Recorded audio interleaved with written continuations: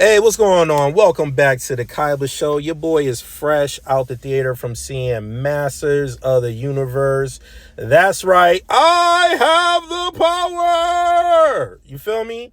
So let me start off by saying this. If you grew up, I'm a millennial. If you grew up in the 80s, born in the 80s and whatnot, and you grew up watching this cartoon, you probably was just as excited as I was when they announced it. Because first off, that Dolph Lundgren version that we got in the 80s was not it. Yeah, when we was kids, we probably enjoyed it. But then when you see that movie as an adult, that wasn't it. But this movie was a great take from what I remember, because I haven't seen the original cartoon in years. And I know they redid the cartoon in like the 2000s or the 2010s, but I never watched it. But I will say, this is a more spot on, accurate portrayal from what I remember from the cartoon when I used to watch it. Me and my older brother used to watch the cartoon growing up in the 80s and the 90s, early 90s. So yeah, that Dolph Lundgren, throw that in the trash. This is a better take. Now, I will say this.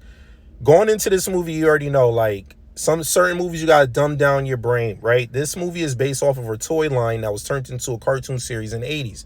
So I'm not going into this movie expecting Robert De Niro, Al Pacino, Denzel Washington acting with the Departed, Oppenheimer type storyline, right? So with that being said, the dialogue was a little bit cheesy in the first quarter of the movie, the first act of the movie. But once our main actor that plays He-Man turned into He-Man, I felt like he was more in tune with the character and he was more believable. I just wasn't believing him in the beginning of the movie as this like kind of like eccentric, I guess you could say kind of nerdy type character. It just wasn't believable. But once he got in tune with being He-Man, the dialogue got a little bit better for him. There's some dope action sequences in here, to be honest with you. Some good sword fight scenes, hand-to-hand combat fight scenes, and then fight scenes where there's weapons, guns involved. You know what I'm saying? Little John Wick scenes.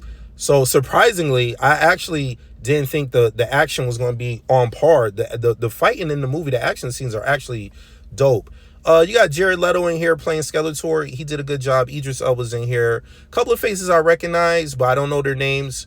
And then some new people. So overall, acting was decent. Storyline was okay. Like I said, it's nothing to write home to mom about, because this ain't that type of movie. Like I said, certain movies, sometimes you just got to dub your brain down and just go in there and just be entertained and enjoy yourself. And that's what happened with this movie, y'all. I'm not gonna lie, people. I was actually entertained. This is a decent popcorn flick, for the summer to start off the beginning of the summer blockbusters. Is it going to be the best movie of the summer blockbusters? No. But like, if you grew up with this cartoon and the toys, you're going to appreciate this movie because it's a better take than the Dolph Lundgren one from the 80s. Like, they was able to do more with this movie. The special effects is on point. You know what I'm saying? There's going to be some characters that you're going to recognize. Definitely stay at the end for the end credit. You get what I'm saying? Don't get up out your seat. There's going to be an end credit that everybody's going to appreciate, especially if you watch the cartoon and played with the toys. So on the Kaiba scale of 1 to 10, yo, to be honest with you, like I said, I was entertained. Yo, this movie's like a solid 7, man. It's a solid 7, maybe even 7.5. Definitely worth seeing this weekend. Matinee.